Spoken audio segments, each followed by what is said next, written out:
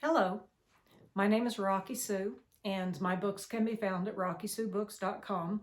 Today we're continuing the series on I'm a Narcissist Magnet, and my daughter Mary is the Narcissist Magnet. And I just want to have her go ahead and start telling and the story. You know, sometimes people have the idea that mostly narcissists are someone you're married to, or a boyfriend or a girlfriend, but sometimes it's not. Sometimes it can be a different person in your life. And this one she has dubbed the Chaplain. Yes, the Chaplain, one of my favorite narcissists. So there's going to be some red flags in the story that you can look out for. One is when someone projects their actions on you. When they do something and then say you're doing it. When they spread lies and rumors and try to turn people against you, that's a common narcissist pattern. If they try to destroy your hopes and dreams, I'm just going to say that's a common narcissist pattern to look out for. If they do things that could hurt you physically, not just emotionally, but physically, and then they blame you for it, or they act like they're not doing it, if they have zero empathy, zero understanding, zero remorse for their terrible actions, those are very common narcissistic patterns. And if you can really learn what a narcissist is and understand narcissistic patterns, then you can protect yourself better against narcissists. There's great resources on YouTube like Lisa Romano, Dr. Romani, Dr. Grande. I love listening to their stuff. For years, I would run into narcissists in different capacities in my life, and I never knew what was going on. I just thought there's something wrong with this person. I can't put my finger on it, but something's not right.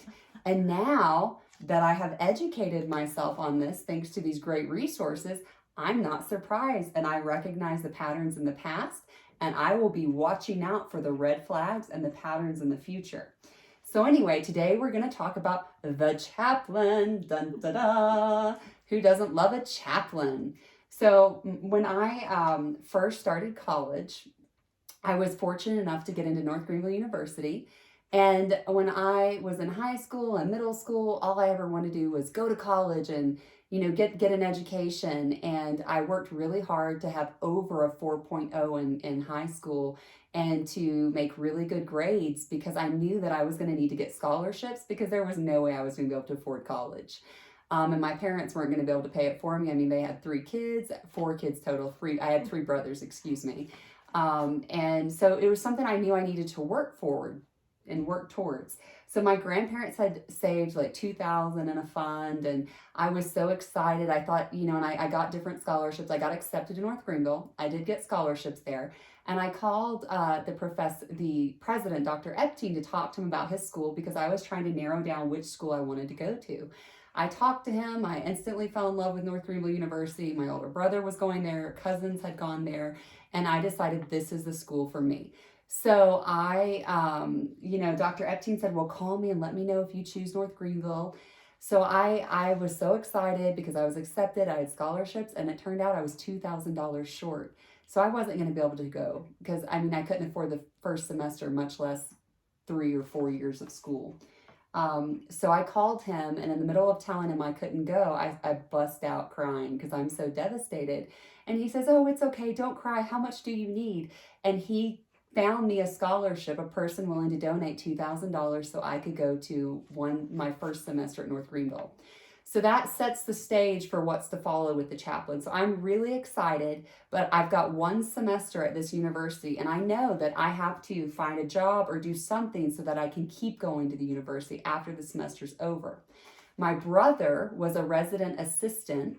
My cousin had been a resident assistant and a coordinator at the college, which are jobs on campus where you basically monitor other students and help other students and assist other students and make sure the rules are being followed.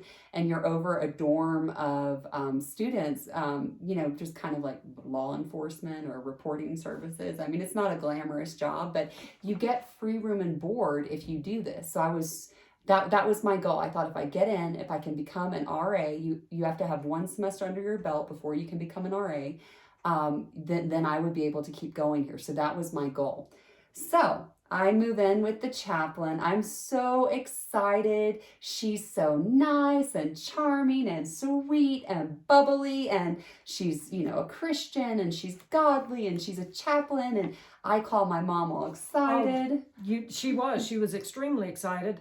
She had found a Christian, and more than just a Christian, but someone that actually supposedly lived what they preached. Well, and whether or not she was, I just thought if she's Christian, she's going to be nice, right? Because all Christians are nice. Not true. Not all people who claim to be Christians are Christians, and definitely not all are nice. So anyway, I move in with her, and she is a monster, a nightmare. So I have asthma, and I have a coughing asthma.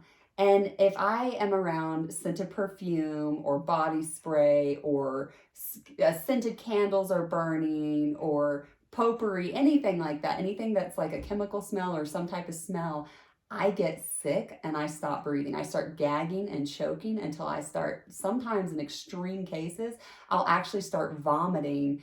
And I mean, because I can't breathe and my throat is swelling, and it's just a terrible reaction. It's a terrible asthma attack. So I tell her this up front, and I say, look, if you're going to spray something, please just do it in the bathroom or outside the room in the hallway. It's not, I mean, I know it's inconvenient for you, but it's kind of a life or death situation for me. So if you don't mind, I would really appreciate it. And I really felt that was a reasonable request, but anyway, she didn't feel it was reasonable. So, I will wake up at night coughing and gagging, and I'll end up sitting up in bed and I can't figure out what's going on. And I run to the restroom and start vomiting because I can't breathe. And I'm using my inhaler. I'm having terrible asthma attacks. And it was like, as soon as I moved in with her, my asthma went from maintained to out of control. And I just thought maybe there's mold in the room or something. But what I found out is, like, she was burning candles at night when I was sleeping. She'd go over there and she would light a candle, and then when I would start coughing and gagging, she'd blow it out. And so the whole room would be scented, but I wouldn't realize it because I had been in the scent for so long I couldn't even smell it. I didn't even realize what was going on. And she would be really loud at night. She would play loud music at all hours. She would start cursing randomly at something that made her mad on social media. She would slam down her books on the floor. The people who lived under us, and the dorm was 2 levels, they would actually pound on our ceiling at night to try to get her to shut up because they were so mad. And she kept just terrible hours. And then she wouldn't wake up for her classes, and she would miss her classes. And I think she'd actually failed several classes from missing classes. And so she would ask me, she would set an alarm for 5 a.m. or 6 a.m., some unreasonable time, because her class isn't until 8 or 9 or 10. And the alarm would start going off, and it wasn't just like a, soft playing music. Oh no, it's like a train horn. It's beep, beep, beep, beep, beep. And I, of course, wake up, I jump out of bed, I'm like, ah, because I'm scared. It was so loud and obnoxious, it would actually startle me awake. And then I look over, she's still sleeping, so I lay down, I put the pillow on my head, I'm thinking, please turn off the alarm. And it just goes on and on for 30 minutes or an hour, and finally I would get up and turn it off. And I would say, hey, the chaplain, and Miss Chaplain lady, ma'am, do you want to wake up now? And she actually begged me to wake her up in the mornings and was like, please don't leave. If you leave and you don't wake me up, I'm going to fail my class, and my life will be blah, blah, and she would guilt me and make me feel like it was my responsibility to wake her up for her class. That's a huge red flag. It's never your responsibility to make sure someone else does what they are responsible to do. It's their responsibility. Don't let them, that's something narcissists love doing. They love piling on the responsibility to the other person and blaming the other person for what they are or are not doing, for what they are responsible for. So anyway. So when you tried to wake her up. Oh, and when I would try to wake her up, she was like, oh, good morning, Mary. No, when I tried to wake her up, she would start screaming and cursing at me and throw things at me. And I would kind of like hide in the corner and be like, Chaplain, Chaplain, Chaplain. I was trying to do the ninja thing, like the don't get hit in the head with the vitamin bottle, which I wasn't that fast. So I did get hit in the head with the vitamin bottle once, and then it shattered on the floor. And then she started screaming and cursing at me that And so I'm sitting there picking up the vitamins and sweeping up the glass, and and she would always excuse her behavior afterwards and say, "Oh, it's just the way I am in the mornings. I'm so sorry." And then she'd do it again. And when I say cursing, okay, I've heard cursing, but not like this. She would make a sailor blush. She would string curse words together in the most profound, creative way that I could never have even imagined. I mean, she was like a proficient at this. This was an art form to her. Anyway, the other thing she would do is every single week an RA would come by, or a coordinator would come by and check our room and do a room check. And if our room was dirty, we would get fined $25 a week. Every single week, my side of the room was spotless. My bed was made, everything was organized. Her side of the room was a disaster zone. And it was terrible. And so we would get fined $25 every single week. And if you don't pay your fines, you don't get your grades. You can't go on to the next semester. You can't, so it was just a disaster. So I ended up cleaning up her side of the room all semester long and my side of the room, which, narcissists are always going to allow you to do their work for them. Mm-hmm. That's like one of their favorite things. Who wants to clean their room when you can have, make someone else do it for you?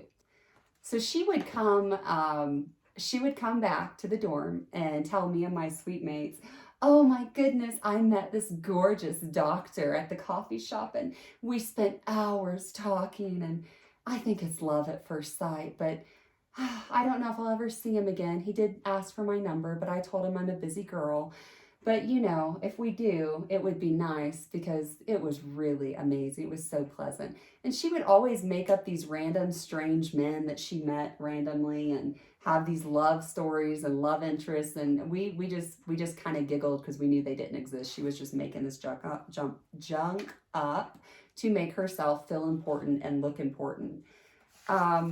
So one of the reasons that I didn't report her or say, "Hey, I want a new roommate," which would be common sense, right, is because I needed that resident assistant RA position in order to stay in college.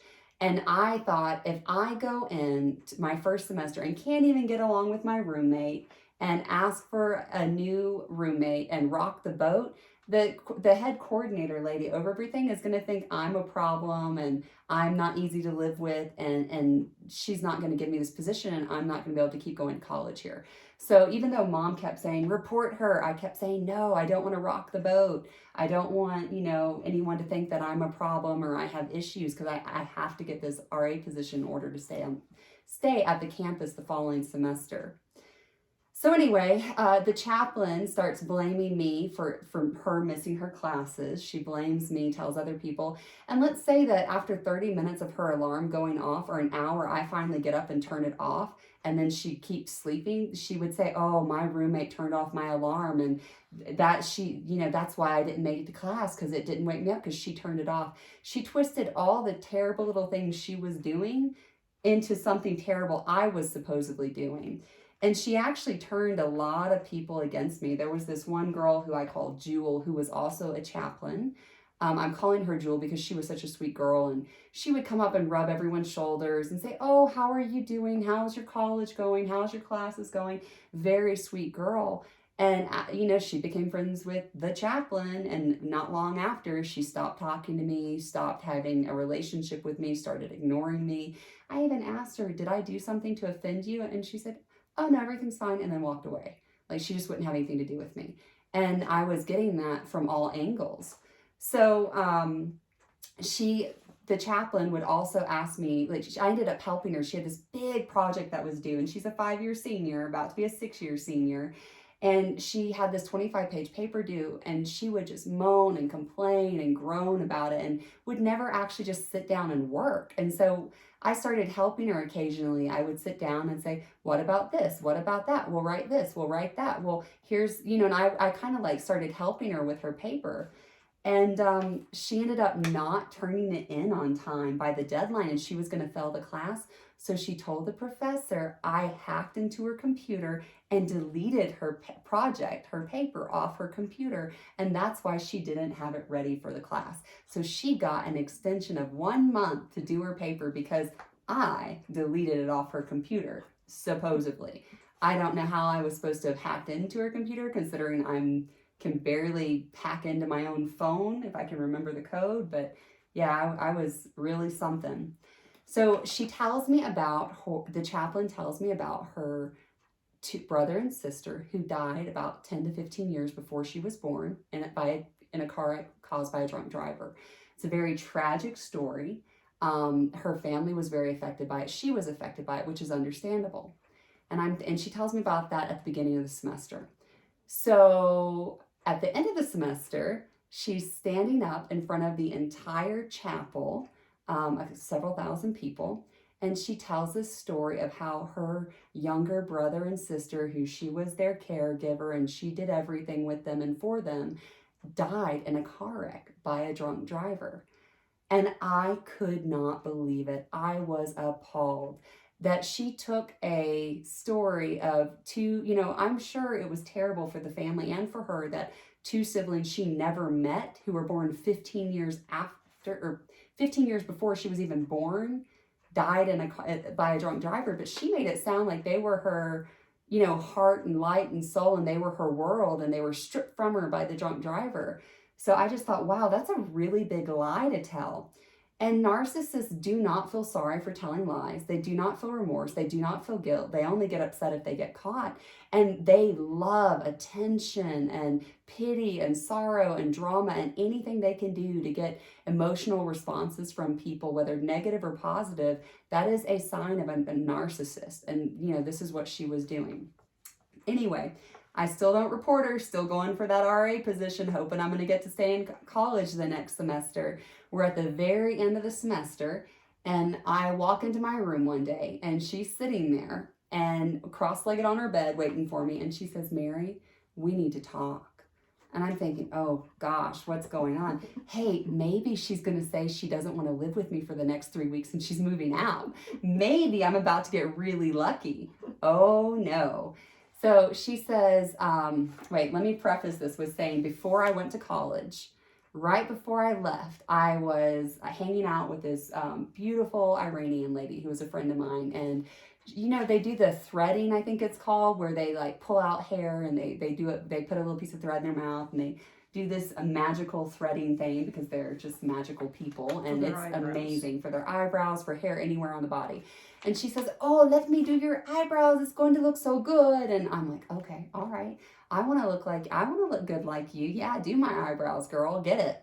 So she starts to do my eyebrows, gets distracted and goes, "Oops. Oh no, look what you make me do. It's okay. I fix it." And I'm thinking, oh no, what just happened? What had happened is she literally took off my eyebrow. So I basically didn't have an eyebrow. The way she fixed it was by taking off my other eyebrow. So I was minus 2 eyebrows. So I had no eyebrows. So I am just, so devastated that I'm going to college, starting college without eyebrows. I really looked ridiculous. And my mom gives me Rogaine and says, "Here, put this on. Don't spill it on your face. You don't want a mustache or a beard, but put it on your eyebrows and maybe they'll grow faster." So Mandy's sitting there and she says, "Mary, one more thing I need to tell you about my allergies. So not only do I have asthma, I'm a very special, lucky person, and I'm allergic to nature. I'm allergic to fluffy, pretty cute animals. I'm allergic to wheat, to tree nuts, to tuna, to turkey, to coconut, you name it, I'm allergic to it." And I didn't know this at the time when I was in college. I had no idea I had allergies. I just thought I was always sick to my stomach. And, when you eat something you're allergic to, you stay very sick to your stomach. We won't go any further than that. But I was constantly eating because no matter how much I ate, I always felt hungry. I always felt like I was starving. And I'm like 5'9", 5'10"-ish. I'm going to exaggerate and say 5'10". I'm not quite there, but I'm almost there. So close. So anyway, if I wear shoes, I can be 5'10". Anyway, so I've got these allergies and I don't know it. And I'm constantly sick to my stomach. I'm throwing up when I go to the dorm sometimes at night because I start coughing and gagging, because she had also hidden scented air fresheners all over the room She had put one under my bed. I didn't find it until the very end of the semester when I was moving out. She had put one under my desk. She put one in my drawer. Like, she had put them everywhere. It was like she was trying to kill me. And she had really bad body odor. She had really bad hygiene. Instead of washing and bathing, she would just spray lots of perfume and lots of stuff all over herself to disguise it. And so our room kind of stunk like body odor as well. It was a great semester for me. I just avoided my room at all costs. So anyway, so she's sitting there cross-legged. I walk in. She's waiting for me for her grand speech. And she says, Mary, I went through your stuff. Okay, red flag. No one should be going through your stuff. But that was how she started it. I went through your stuff and I found Rogaine. I know that your hair is falling out. You wake up, you're throwing up, at night. You throw up all the time. You have an eating disorder, and I know it. I'm on to you. I've done a lot of research into this, and I understand that you're bulimic and anorexic. And that's why you're so disgustingly skinny and you look so unhealthy. Now, I think this is like the joke of the century. I bust out laughing. I am laughing so hard, I start crying and snorting. I am not proud of the fact that when I laugh so hard, I snort, but I am literally like little piggy on the floor, snorting, giggling, crying, because I think she's just told the funniest joke ever, because I'm always eating. And the only time I've ever thrown up is if I have the flu or if someone hid air fresheners or candles and causes me to have asthma attacks. So anyway, she doesn't find it funny that I'm laughing. And then she moves in for the kill shot.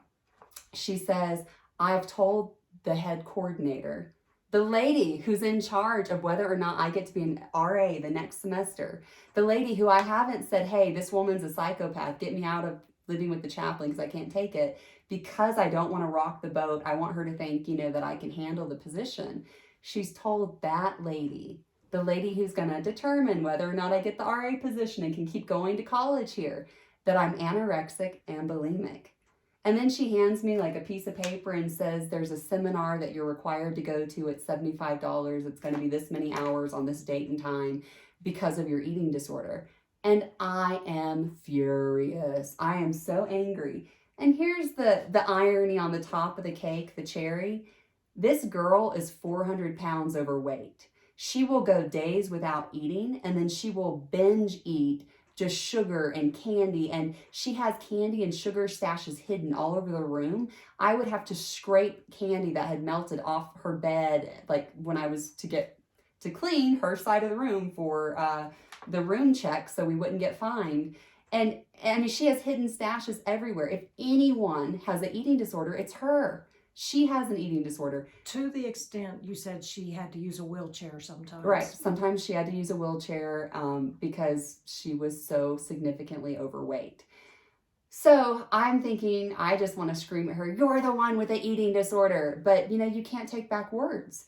You can really hurt someone, and you can hurt them, and they'll never forget what you said. So I just hold my tongue, and I get up and I leave the room. And I am so angry because I think she has probably just taken away my shot at being an RA the following semester, and I'm not going to even be able to go to college here anymore, and I'm devastated.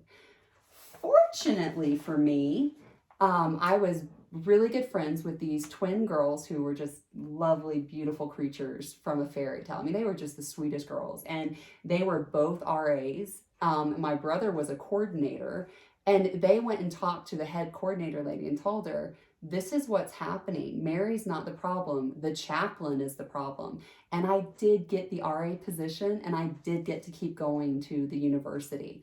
And so anyway, I was also able to get an art scholarship. So I was able to ride out, my time at the university and graduate from there. But here's the other thing that narcissists are going to do. They're going to lie so much they can't remember what lies they've told. And the people there that they turn against you, the flying monkeys, are going to eventually get burned by the narcissist. So that girl I told you about, Jewel, who was just really good friends with the chaplain, ended up moving in with the chaplain. 2 weeks after she moved in with the chaplain, she moved out. she came to me and apologized for her behavior and said, I was misled with false information about you. And I am so sorry that I have not been treating you fairly. Please forgive me. And I forgave her, and we had a great friendship. The other people who were kind of giving me dirty looks and who thought I was just this terrible person ended up figuring out, no, it was the chaplain, it wasn't me. And I have, as a coordinator and an RA, I ended up being over several dorms of girls as a coordinator eventually. And I spent a semester or two as a resident assistant over girls, like a hallway of girls. I never saw anyone get their own dorm room by themselves. But the chaplain went through so many roommates, she ended up getting her own dorm room by herself because no one would live with her. And her parting gift to me at the very end of the semester, you're never going to guess what she did. She didn't clean her side of the room when she moved out. And I had to spend several hours on my hands and knees scrubbing the floor, scrubbing the melted candy that was everywhere off the bed frame, off of everything. And then that was when I found like all the hidden scented stuff she had put all over the room, I guess to try to kill me. I mean, I don't have any other explanation than that. But life catches up with these people and they cannot maintain friendships. Watch that. If you have this bubbly, amazing person come into your life and somehow they just run through friends like, a chain smoker runs through cigarettes, that's a big red sign that there is something wrong with this person. And eventually their deeds do catch up with them and people figure them out. But if you study narcissism and look for the signs, they're not going to be able to, torture you and the way they would if you know how to deal with narcissists. Because there's a healthy way to deal with them, depending on what capacity they have in your lives. And you just got to figure that out and then, make smart decisions and act accordingly. Okay. We want to thank you today. If you've enjoyed today's session, please subscribe to our channel and put the comments down below. We are a couple of my adult series. I'm going to be writing book 4 for each of the series. And we are going to incorporate a couple of narcissist characters into these series just to help bring out what a narcissist is, how they hurt people, and make it where it might be easier for people to actually understand what a narcissist is and thus be able to deal with the narcissist or get the narcissist out of their life. Anyway, my books can be found at RockieSueBooks.com. And thank you so much for joining with us today. May the Lord bless you. Bye-bye.